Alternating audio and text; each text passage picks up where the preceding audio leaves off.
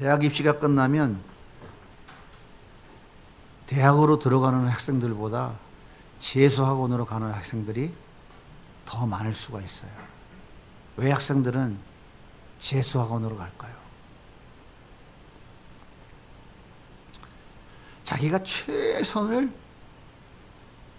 다했는데 그 최선에 대한 결과에 만족하지 못하기 때문인 것이죠. 주변의 사람들이 야, 그 정도면 잘했다. 그 정도면 충분하다. 라고 이야기해도 받아들이지 못해요. 왜 그럴까요? 여러분 잘 아는 미국의 석유왕, 그렇게 돈 많은 록펠러. 기자들이 어느 날 와서 물었어요. 이제는 만족하십니까? 록펠러가 뭐라고 그래요? 조금만 더. 만족하지 못해요. 인간은 최선을 다했다 하더라도 그 결과에 대해서 만족하지 못하는 존재가 인간이에요. 왜 그럴까요?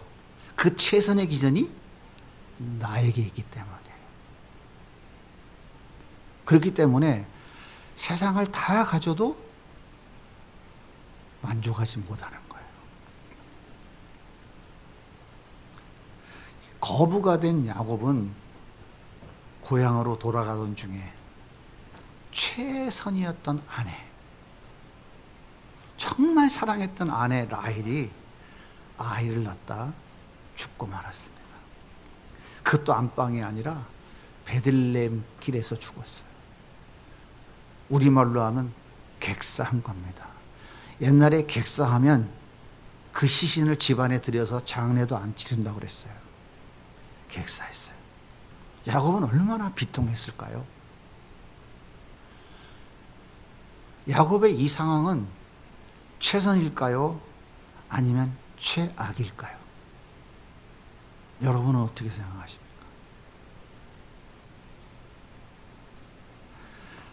하나님은 피조물 중에서 유일하게 자기 형상을 따라 창조한 인간에게만 영원한 생명을 주셨습니다.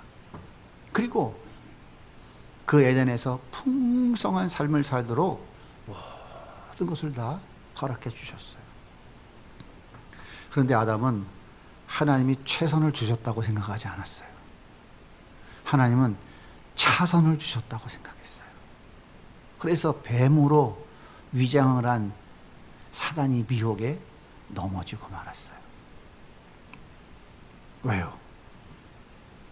최선을 차지하고 싶어서. 그 결과는 하나님이 주신 그 영생이 인생으로 바뀌고 말았습니다. 시간이 정해진 생명으로 바뀌어버리고 말았어요.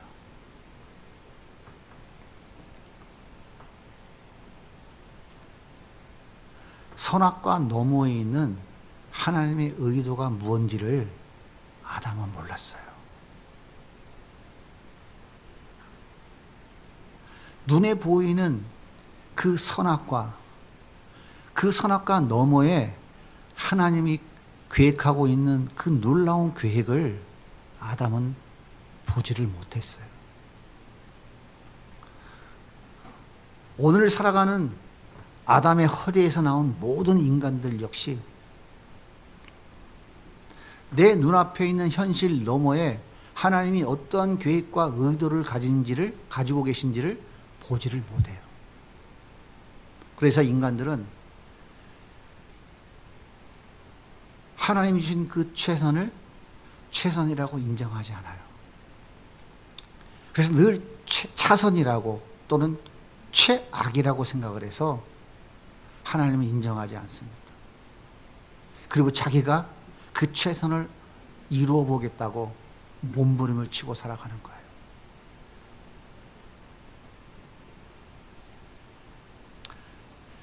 야곱은 라헬을 얻는 대가로 7년간 노동력을 제공했습니다.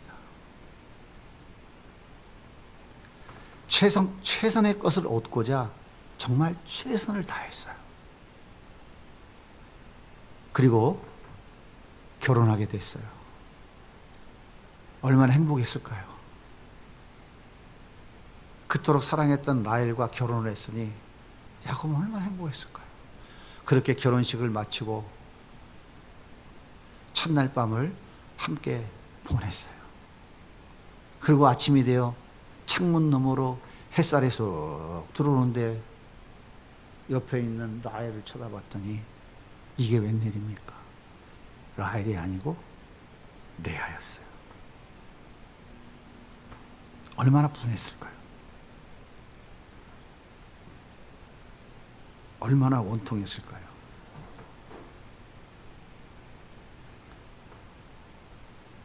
하지만 야곱은 최선을 포기할 수 없었어요. 그래서 외삼촌에게 다시 협상을 해서 7년간 더 일해주는 조건으로 라헬과 결혼하는 것으로 합의를 보았어요. 야곱에게서 14년은 결코 헛된 시간이 아니었습니다. 그런데 안타깝게도 라헬은 자식을 낳지 못했어요. 레아는 아들을 6이나 낳았어요. 그리고 딸을 하나 낳았습니다. 그러는 동안에 라헬은 겨우 아들을 하나 낳았습니다. 열받은 라헬은 자기의 몸종 빌하를 자기 남편에게 주었어요. 그런데 고작 아들 2밖에는 못 낳습니다. 레아는 아들을 6이나 낳고 딸을 하나 낳았지만 라헬이 하는 것을 보면서 가만히 있을 수 없었어요. 나도 질 수 없지. 자기의 몸종 빌하를 또 남편 야곱에게 주었어요. 그래서 아들 2을 더 낳았습니다. 자, 레아와 실바 이 팀은 아들 8에 딸 하나를 낳았어요. 라헬과 빌하 이 팀은 겨우 아들 3을 낳았어요.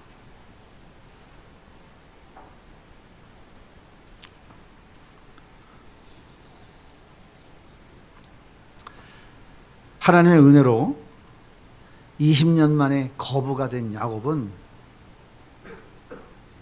11명의 아들과 딸 디나를 데리고 그리고 많은 짐승떼를 거느리고 외삼촌 집을 떠나서 하나님이 다시 말씀하신 아버지가 계신 고향으로 출발했어요.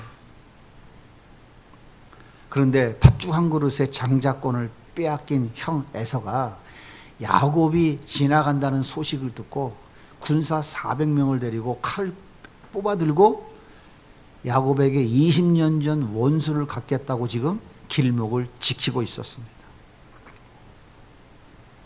얼마나 기가 막혔을까요?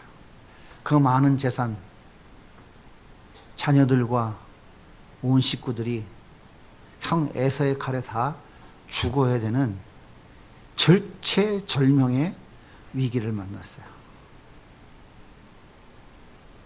야곱은 야복강가에서 밤을 지새고 있을 때 하나님이 찾아오셨어요. 하나님이 찾아온 줄 처음엔 몰랐어요. 형이 보낸 무슨 정탐인 줄 알고 붙잡고 죽기 살기 씨름을 하기 시작했는데 보니까 그분이 바로 하나님이었어요. 야곱은 매달렸어요. 하나님, 나에게 축복해 주지 않으면 난 결코 놓을 수 없습니다. 이때 하나님이 환도뼈를 부러뜨려 버렸어요. 그래도 야곱은 끝까지 붙잡고 축복해 달라고 살려달라고 하나님께 매달렸어요.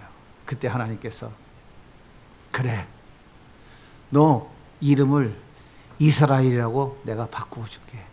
이스라엘의 뜻이 뭡니까? 하나님과 겨루어 이긴 자. 어떻게 인간이 하나님과 겨루어 이기겠습니까? 하나님이 져주신 거예요. 하나님의 은혜로 형 에서와 극적인 화해가 이루어졌어요.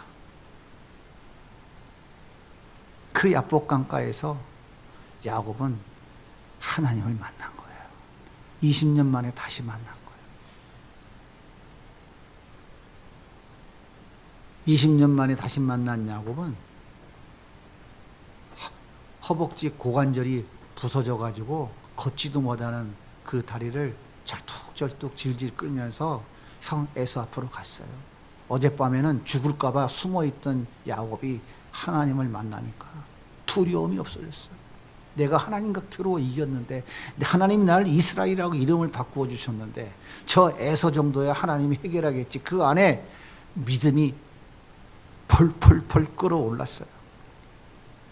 칼을 들고 있던 에서가 동생 야곱의 모습을 딱 보는 순간 그 분노가 어디로 사라졌는지 눈같이 다 녹아버리고 쩔뚝거리며 오는 동생 야곱에게 달려가서 가슴에 품고 그들은 눈물을 흘리면서 20년 만에 재회를 하게 됐어요. 이렇게 하나님의 은혜로 20년 묵었던 형제 간의 모든 불안은 다 해결되었어요. 이제 야곱의 앞길은 시온의 대로예요. 뭐 거칠 게 없어요. 거부가 됐죠. 형과도의 문제를 해결했죠. 아들이 11 있죠. 그토록 사랑하는 여자 라헬의 뱃속에 또 자녀 하나가 더 들어있죠. 이제 고향으로 돌아가서 아버지를 만나고 행복하게 살면 되겠다. 20년 전 형을 피해 도망갈 때 내가 루스 광야에서 돌베고 베고 잘 때 하나님 만났던 그 자리, 그 베델에 가서 내가 약속대로 제사 지내고 그리고 아버지를 만나고 어머니를 만나서 이제 행복하게 살면 되겠다. 행복한 꿈을 안고 이제 발걸음을 옮겼습니다. 그런데 얼마 지나지 않아서 라헬이 갑자기 진통을 하기 시작했어요. 베들레헴을 지나가는 길인데 더 이상은 갈 수가 없어서 해산을 하게 됐어요. 그런데 라헬이 해산을 하던 중에 목숨을 잃고 말았습니다. 얼마나 기가 막혔을까요? 모든 문제가 다 해결됐잖아요. 평생 죽을 때까지 먹고 살아도 쓰고 남을 만한 많은 재산도 하나님이 주셨잖아. 자식 자녀도 12이나 주셨잖아. 아내가 4이나 되잖아. 속은 좀 썩었겠지만. 그런데 가장 사랑했던 여자 라헬이 애를 낳다가 죽어버렸어. 그것도 길바닥에서 객사를 해버렸어. 얼마나 기가 막혔을까요? 하나님 왜 나에게 이런 아픔을 주시나요? 왜 나에게 가장 소중한 것을 빼앗아 가시나요? 내가 얼마나 라헬을 사랑하는지 하나님 모르셨습니까? 알고 계시잖아요. 어떻게 나에게 이렇게 할 수 있습니까? 비통한 마음으로 하나님께 절규하지 않았을까요? 그렇다면 하나님은 야곱에게 최선을 주셨을까요? 아니면 차선을 주셨을까요? 아니면 최악을 주셨을까요? 여러분은 어떻게 생각하십니까?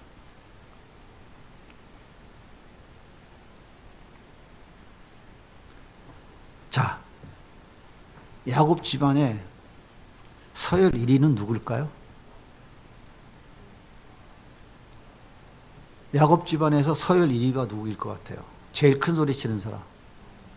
예? 야곱 아니에요, 야곱? 정실 부인이 레아니까 레아 아닙니까? 어떻게 생각하세요? 야곱 집안의 서열 1위는 라헬입니다. 라헬. 왜? 야곱이 제일 사랑하니까. 그러면 서열 2위는 누구였을까요? 레아였을까요?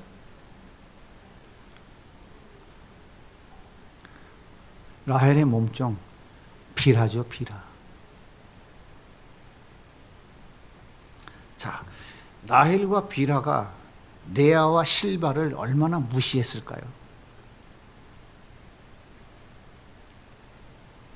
이 광경을 보고 있는 9명의 자녀들은 속이 뒤집어졌을까요? 평안했을까요? 이게 도대체 집안이 이게 말이 되는 겁니까? 질서도 없고 이게 뭐 도대체 말이 안 되잖아요. 자, 그러면 부인이 넷이니까 야곱이 매일 저녁마다 부인 넷을 데리고 잘 수는 없잖아. 그죠? 그럼 그 잠자리 순서는 누가 정했을까요? 나이가 어려서 좀 이상한가요? 누가 정했을 것 같아요? 당연히 라헬이 했죠. 월요일 라헬, 화요일 비라, 수요일 라헬, 목요일 비라, 금요일 라헬, 토요일 비라. 일요일 날은 놀러 가야 되니까 레아. 누구 마음대로? 라헬 마음대로 했어요. 이 야곱의 집안 분위기 이해되십니까? 레아와 실바는 남편의 사랑을 독차지하고 있는 라헬이 얼마나 미웠을까요? 여러분들은 안 밉죠? 안 미워요? 여기 되게 거룩한 척 하지 마시고요. 비껐죠? 안 해봐서 모르시죠? 분노를 하셔야 되는데 어떻게 분노를 안 하시고.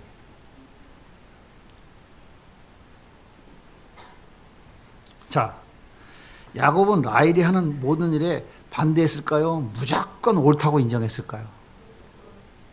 대답을 안 하실까? 여자 얘기라서 여성 대답을 안 하시나? 레아와 실바는 남편의 사랑을 독차지하지 않은 라헬이 정말 밉지 않았을까요?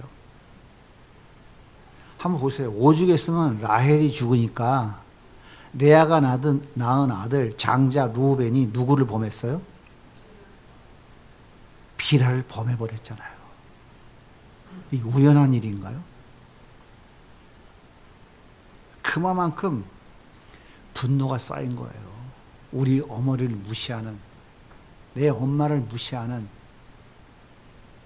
서열 두 번째 작은 엄마 라헬, 그의 몸종 비라, 몸종인 너까지?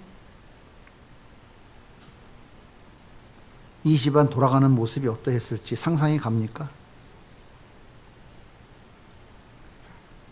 그런데 우리가 여기서 좀 깊이 고민해 봐야 돼요. 아브라함과 이삭과 야곱에게 하나님이 하신 약속이 뭐죠? 하늘의 별과 같이 바닷가에 모래알 같이 큰 민족을 이루게 하겠다. 그렇다면 큰 민족을 이루기 위해서 하나님이 계획하신 것이 뭐죠?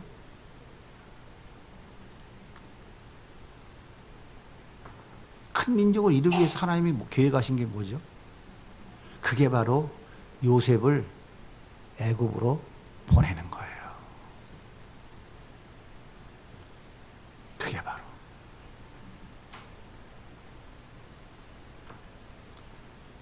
열두 명의 아들 중에 색동옷을 입은 아들이 누구죠? 요셉 하나예요. 11번째 아들입니다. 11번째 아들. 장자는 루벤이에요.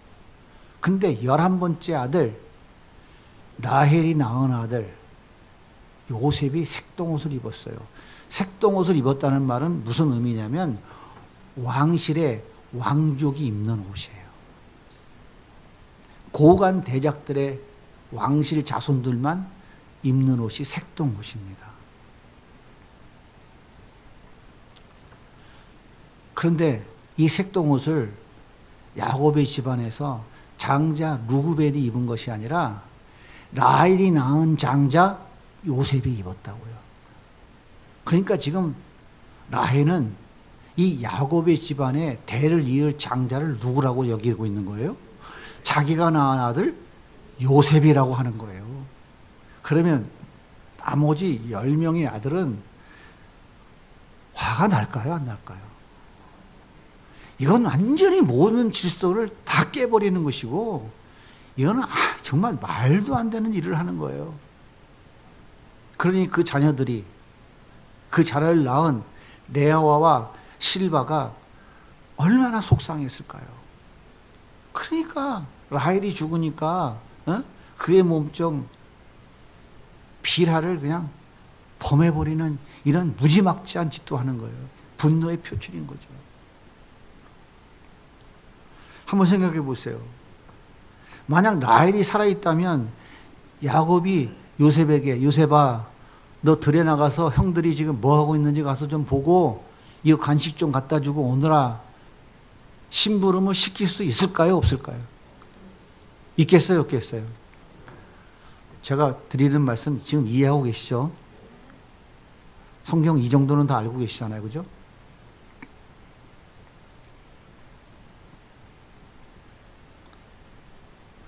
열한 번째 아들, 라헬이 낳은 아들, 그 장자 요셉을 형들에게 심부름을 시켜? 그랬다가는 야곱 어떻게 되겠어요? 라헬한테. 그날 끝장나는 거죠. 싸대기 정도가 아니라. 감히 이 가문의 대를 이을 장자에게, 색동옷을 입힌 이 장자에게, 아니 들에 양치는 형들에게 뭐 간식 갖다 주라고 심부름을 시켜? 당신이 제정신이요 지금? 정을 칠 노릇 아닙니까? 라헬이 살아있다면 절대 요셉은 자기 형들에게 심부름 갈 수 없습니다. 하지만 하나님은 요셉을 애굽으로 내려보내서 큰 민족을 이루셔야 했어요. 그래서 창세기 15장에 보면 이미 아브라함과 언약을 맺으면서 너희들이 후손이 이방의 객이 되어 400년 동안 그들을 섬길 것이라고 이미 말씀하고 계세요.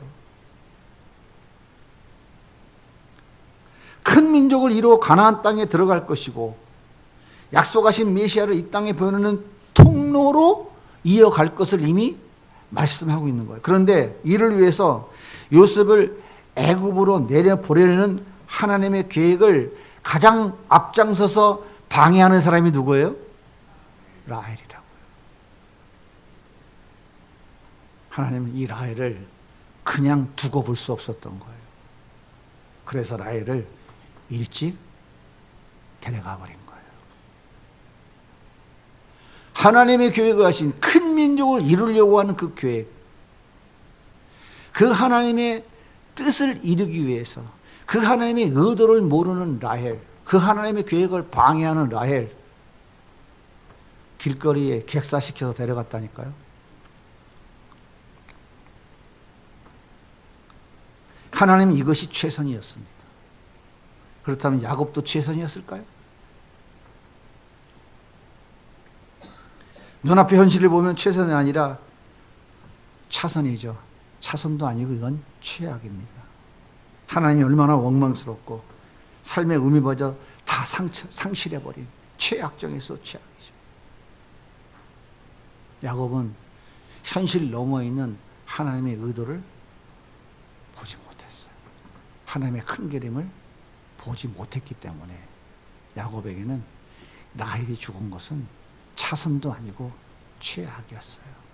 살아야 될 의미도 없고 삶의 가치도 없고 모든 것이 다 상실되어 버리는 거예요. 하나님 요셉을 애굽의 총리로 세우시려고 17살 어린 나이에 노예로 팔려가게 하셨어요. 그리고 억울한 옥살이를 거쳐서 애굽의 2인자의 자리에 세워 놓으셨습니다. 그리고 7년 풍년을 주셨고 이어서 7년 대기근을 허락하셨어요. 고대 군동이 전부 다 기근에 먹을 것이 없어 다 죽어가고 있을 때 하나님은 자기 요셉의 가족, 야곱의 가족 70명의 가술들을 살리기 위해서 요셉을 미리 애굽으로 내려보내셨고 애굽의 총리로 세워놓으신 거예요. 여러분 생각해 보세요. 어떻게 노예가 당대 최고의 강대국이었던 거대한 제국 애굽의 총리가 될 수 있겠습니까? 상상을 한번 해보세요. 그게 가능합니까? 누가 하신 일이에요? 하나님이 하신 일이라고요. 무엇을 위해서 했어요? 그의 가족 70명을 기근으로부터 살려서 애굽으로 내려오게 해서 그 70명의 가족로부터 큰 민족을 이루어서 약속하신 가나안 땅으로 데려가시기 위해서 하나님의 그 놀라운 뜻과 계획을 이루어 가기 위해서 요셉을 미리 보내신 거예요. 그런데 이 하나님의 계획을 방해하는 라헬, 하나님이 데려가신 거예요. 그렇다면 하나님이 라헬을 데려가신 것은 차선이었을까요? 최선이었을까요? 야곱은 몰랐어요. 그런데 세월이 흘렀어요. 그 과정을 다 거치면서 깨달았어요. 아, 내가 하나님의 뜻을 몰랐구나. 아, 하나님 뜻이 이것이었구나. 라헬을 데려간 것이 나를 향한 하나님의 최선이었다는 것을 깨달은 야곱은 완전히 변화됐어요. 그래서 그가 애굽에 내려가서 어떡합니까? 총리가 자기 가족들이 왔으니 바로 왕을 면담할 거 아닙니까? 그때 바로 야곱이 어떻게 해요? 세계 최대의 강대국 바로의 머리에 손을 딱 얹고 머리 좀 디밀어 봐 이놈아. 축복 기도해 주잖아. 내가 살아온 127년 험한 세월인데 하나님이 나와 함께 하셔서 여기까지 왔습니다. 하나님 바로에게 복 주시옵소서. 할 수 있겠습니까? 이게 가능한 거예요? 야곱은 라헬을 데려간 것이 하나님의 최선이라는 것을 깊이 깨달은 거예요. 그 하나님의 의도를 정확하게 아는 거예요. 그리고 야곱이 죽을 때 뭐라고 얘기합니까? 너네들 때가 돼서 가나안 땅으로 갈 때 내 유고를 메고 가라. 알았냐? 대답해. 이게 야곱의 마지막 죽음의 장면입니다. 앞으로 400년 후에 있어야 될 얘기야. 그런데 야곱은 400년 후에 그 400년 너머에 하나님이 계획하고 약속하신 그 가나안 땅을 주신다는 것을 확신하고 있었어요. 그러니까 얘기하잖아요. 너희들 대답해. 너희들 가나안 땅에 갈 때 내 해골 메고 가서 가나안 땅에 묻어. 알았지? 이스라엘 백성들이 출애굽할 때 야곱의 시신을 메고 갔을까요? 안 메고 갔을까요?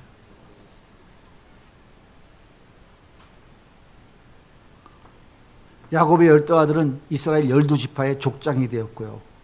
유다의 후손을 통해서 다윗의 후손을 통해서 예수 그리스도를 이 땅에 보내시겠다고 하신 그 약속은 이루어졌습니다. 생각해 보십시다. 지금 나에게 있는 것, 지금 내가 처해져 있는 이 환경은 하나님의 차선일까요? 아니면 최선일까요? 입에 침은 좀 바르셨나요? 바르셨어요? 안 바르셨어요? 발랐어요? 다시 여쭤볼게요. 여러분이 처한 형편은 하나님이 나에게 허락하신 최선일까요? 아니면 차선일까요? 아이고 무슨 차선? 최악이지? 하나님의 최선이라고 믿지 못하고 인정하지 못하는 분들의 입술에는 이런 얘기가 나와요. 원망, 불평, 미움, 다툼, 시기, 질투. 입만 열면 죽겠네 못 살겠네. 저 인간 때문에 못 살겠어. 이 인간 때문에 못 살겠어. 이래서 못 살아 저래서 못 살아.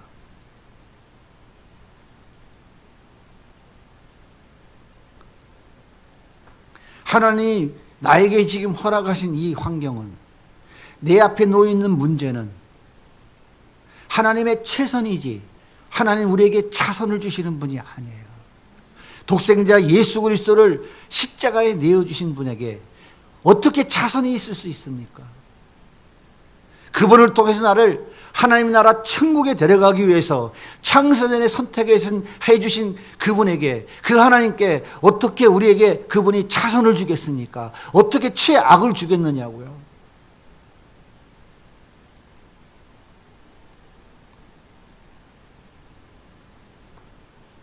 우리는 하나님을 몰라도 너무 모르는 거예요. 하나님을 몰라도 너무 모른다니까요. 기드온이 너 큰 용사여, 나가서 내가 널 큰 용사로 세우겠다니까 기드온이 뭐라 그래요? 아이고 하나님, 나는 그런 사람이 못 돼요. 아이고 전 아니에요. 그랬더니 하나님이 너 큰 용사다, 나가서 싸워라. 기드온이 뭐라 그래요? 타작마당에다가 손뭉치 요만큼 갖다 놓고, 하나님, 진짜 하나님이 살아계시면 이 손뭉치만 빼놓고 나머지 이 타작마당에 비가 내리게 해보세요. 비가 왔어요, 안 왔어요? 어서 들어본 것 같기는 하시죠? 그랬더니 기드온이 뭐라 그래요? 어쩌다 그럴 수 있겠지 뭐. 그럼 반대로 이 손뭉치 위에만 비가 내리게 해보세요. 다음날 일어나니까 어떻게 됐어요? 진짜 손뭉치에만 비가 내렸어요. 이게 하나님이에요. 완전하신 하나님. 하나님이 이런 분이시라고요. 이삭이 100년 만에 만난 그 흉년 가운데 모두가 다 굶어 죽을 수밖에 없는 그때에 가솔 들이고 애굽으로 내려가려고 할 때 하나님 뭐라 그래요? 가지 말라고 하셨잖아요. 이게 다 죽어야 돼, 살아야 되는 그 위기에서 하나님이 나타나셔서 애굽으로 가지 말라. 그럴 때 이삭이 어떻게 했어요? 밤새 고민하다가 알았습니다 하고 거기 정착했어요. 그리고 그 해에 농사를 졌는데 하나님이 어떻게 수확을 거두게 했다고요? 100배의 수확을 거두어 거부가 됐다고. 아니, 100년 만에 만난 흉년, 100년 만에 지금 아브라함 때 왔던 그 어마어마한 흉년. 그래서 아브라함이 가나안 땅에 들어왔다가 못 살겠다고 애굽으로 내려갔다가 마누라 뺏기고 팔아먹고 하는 그 일이 벌어졌던 그 거대한 흉년이 지금 찾아왔는데 이삭이 얼마나 황당했겠어요. 말도 안 되는 거잖아요. 그런데 하나님이 가지 말라고 하니까 얘하고 안 갔어요. 근데 그 해에 어떻게 농사를 짓겠습니까? 생각을 한번 해보세요. 예? 어떻게 농사를 지어서 100배의 수확, 100배라는 것은 무한대라는 뜻이에요. 하나 뿌렸더니 100개가 됐다는 게 아니고 무한대, 셀 수 없을 만큼 많다는, 그래서 거부라는 단어를 쓴 거예요. 어떻게 그게 가능했을까요? 하나님이 했어요. 어떻게 했을 것 같아요? 어떻게 했을 것 같아요? 지금 이삭 앞에 처한 상황은 최악 아닙니까? 하나님이 이삭에게 준 100년 만에 만난 흉년은 하나님의 최선이에요? 차선이에요? 아니면 최악이에요? 하나님은 최선인데 이삭에게는 뭐예요? 최악이에요. 죽어야 되니까 최악이에요. 그런데 하나님이 가지 말라고 하고 농사질 하니까 이삭은 바보처럼 그 하나님을 신뢰하고 믿고 거기다 씨를 뿌렸어. 근데 어떻게 씨가 뿌려졌는데 열매가 맺혀지려면 어떤 일이 벌어져야 돼요? 뭐가 있어야 돼? 비가 와야지. 어디만 비가 왔겠어요? 솜뭉치 위에만 비를 내리시는 하나님이 이삭의 씨 뿌린 그 밭에만 비 내리게 못 하시겠어요? 그거 믿으십니까? 저는 믿어요. 하나님은 그런 분이시라고요. 그 하나님을 믿을 때 우리 앞에 내가 차선이 아니라 최악이라고 여기는 문제는 문제가 아닌 거예요. 왜? 그 문제 너머에 하나님은 놀라운 계획과 의도가 있으시다니까요. 근데 우리는 그 하나님을 신뢰하지 못하니까 다 애굽으로 내려가는 거예요. 가면 다 죽는 거지. 하나님은 우리에게, 자기 택한 백성들에게, 예수를 십자가에 내어주고 구원한 자기 자녀들에게 그분은 차선을 주시거나 최악을 주시는 분이 아니라고요.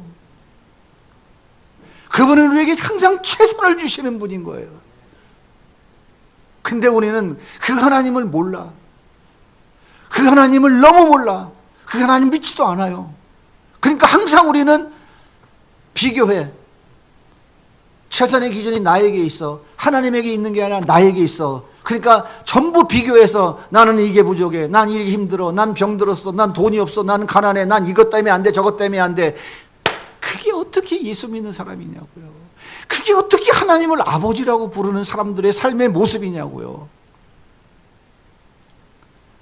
그러니까 그 하나님은 나와 아무 상관없는 것이고, 내가 하나님이 되어서 내가 내 스스로 하나님의 일을 대신하겠다고 문부름치니까 맨날 넘어지고 쓰러지고 자빠지고 주저앉아서 땅만 치고 앉아있고 원망 불평만 하는 거예요. 그러니까 내 입에서 감사는 한마디도 없어.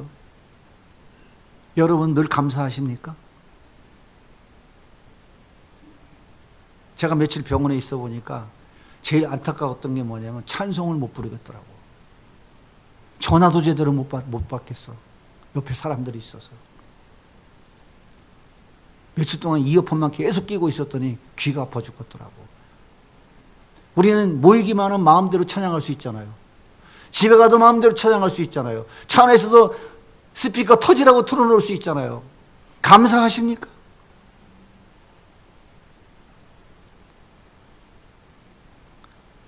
우리는 아들 서울대학 가게 해달라고 기도할 게 아니고 돈 많이 벌게 기도해달라고 할 게 아니라 내가 그 하나님을 모릅니다. 내가 그 예수를 모릅니다. 여러분 아십니까?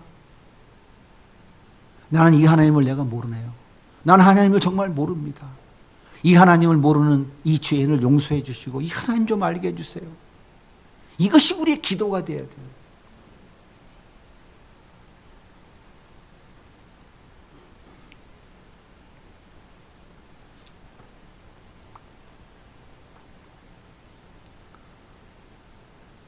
독생자 예수 그리스도를 십자가에 내어주신 하나님이 우리에게 아까워 주실 것은 아무것도 없습니다. 하나님은 이삭에게 최선을 주셨나요? 최악을 주셨나요? 여러분에겐 최선을 주시는 것 같아요? 항상 최선을 주시는 것 같아요? 최악을 주시는 것 같아요? 최선을 주시는 하나님인 줄로 믿는다면 여러분의 하나님은 온전하신 하나님이에요. 그 하나님은 지금도 살아계신 하나님이십니다. 1953년 휴전하고 19년이 지난 1972년 신의주에서 평양으로 가는 고속도로 공사를 하고 있었어요. 아스팔트를 깔던 트럭이 갑자기 땅속으로 푹 꺼져 들어갔어. 그래서 조사를 해보니까 그 푹 꺼진 땅속에 동굴이 있었는데 거기에서 미처 피난 내려가지 못하고 신앙을 지키기 위해서 16명의 사람이 거기에 숨어서 살고 있었어요. 자그마치 19년 동안. 거기에서 결혼해서 애도 낳았어. 그 운전사가 신고를 해서 잡혀갔어요. 잡혀갔는데 이 반동문자들에게는 총알도 아깝다고 웅덩이를 파놓고 오랏줄을 교수형하겠다고 오랏줄을 딱 만들어놨어. 그리고 그 동네 사람들 다 불러 모아서 삥 둘러서 그들을 죽이는 현장을 지금 참관하게 만든 거예요. 제일 먼저 가장 어린 13살 된 아들을 불렀어. 모랏줄을 딱 걸었어. 이 아이가 공포와 두려움이 왜였겠어요? 13살 어린 아이가 엄마 하고 불렀어. 그랬더니 그 집행관이 엄마가 누구야? 나오라오. 날래 나오라오. 안 웃겨요? 이 엄마가 나와가지고 엄마 하고 얼세를 보니까 얼마나 공포가 있겠어. 얼마나 두렵겠어. 오랫줄 여기 걸었으니까. 엄마. 19년 동안 햇빛도 제대로 못 봐서 애들이 다 허해갖고 제대로 크지도 못하고 제대로 먹지도 못하고 오로지 신앙 지키겠다고. 엄마가 뭐라고 했냐면 아들아 오늘이 천국 가는 날이다. 아, 예, 엄마 그래요? 성질난 집행관이 의자를 서 있는 그 아이가 서 있는 의자를 발로 차버렸어. 어떻게 됐겠어요? 포덕포덕하다 죽었어요. 두 번째 아들 15살 먹은 둘째 나와 떡볶이에 오라줄을 걸었어. 그때는 이 15살 먹은 아이가 뭐라고 그러냐면 아저씨 하늘에 계신 예수님이 아저씨를 사랑한대요. 누가 나를 사랑해? 예수님이 아저씨를 사랑한대요. 바로 차버렸어. 죽었어. 다 죽었어. 그리고 마지막으로 그 목사님 이름이 김태용 목사님이에요. 김태호하고 비슷하네. 눕혀놨어. 이 악질 반동문자의 괴수는 그냥 못 죽여. 고속도로 공사하는 부르도자 갖다가 서서히, 그것도 휘절하는 것이 아니라 발끝에부터 서서히. 어떻게 됐겠어? 불도자가 무릎쯤 왔을 때 이 목사님은 하나님을 원망했을까요? 찬송 부르기 시작했어. 내 구주 예수를 더욱 사랑. 그렇게 16명은 다 순교하고 말았어요. 여러분, 하나님 이들에게 최선을 주셨을까요? 차선을 주셨나요? 아니면 최악을 주셨나요? 여러분 어떻게 생각하십니까?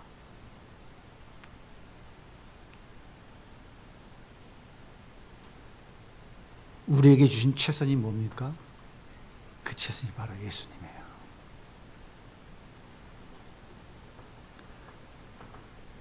예수님을 붙잡고 있으면 최선입니다. 예수를 놓치면 최악이에요. 영원한 지옥 형벌이 기다리고 있습니다. 이것보다 더 큰 최악은 없어요.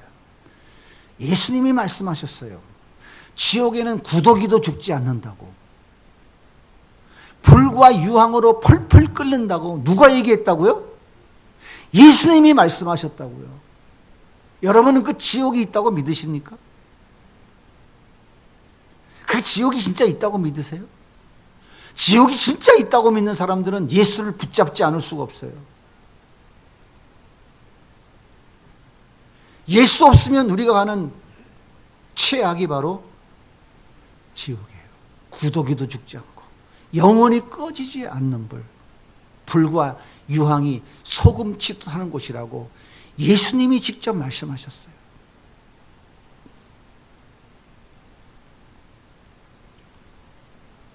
예수 없는 최선은 차선이 아니라 최악입니다. 우리가 이 땅에 영원히 삽니까? 우리가 누리는 이 땅의 모든 부귀영화, 내가 원하는 것들 영원하게 있습니까? 그거 다 잠시 후에 없어지는 것들이에요. 그것이 지금 나에게 없다 할지라도 예수가 나에게 있다면 하나님 우리에게 최선을 주신 거예요. 여러분에게 예수가 있습니까? 대답을 못 하시네.